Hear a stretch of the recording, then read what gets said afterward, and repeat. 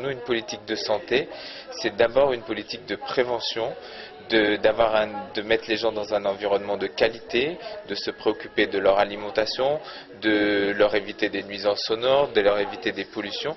C'est toutes ces actions-là qui permettent au maximum d'éviter aux gens de tomber malades avant de penser à traiter leur maladie. Que ce soit sur les déchets, que ce soit sur les déchets dangereux, il y en a une actualité forte où la prolifération de plomb au port amène aujourd'hui à avoir des enfants qui sont gravement malades dans le cas du saturnisme. Il y a encore trop de dépôts sauvages de déchets qui peuvent favoriser la prolifération de maladies.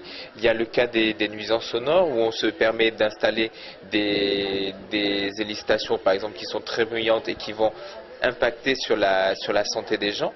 Tout ça, c'est ne pas penser au moment où on agit, c'est des non-choix ou des choix qui sont néfastes sur le long terme pour la population réunionnaise. La règle aujourd'hui, c'est l'autonomie. Mais nous ne sommes pas interdits d'avoir des accords ponctuels dans la mesure où ça pouvait être des accords qui permettaient effectivement de nous donner une chance d'accéder à l'hémicycle du département. Aujourd'hui, on peut dire que l'espoir d'un accord global fort et complet s'éloigne un petit peu. Donc nous sommes prêts de toute façon à porter notre parole de manière autonome et nous verrons bien ce qu'il adviendra par la suite. Aujourd'hui, nous sommes vraiment dans une dynamique de nous présenter, de représenter à la population nos propositions.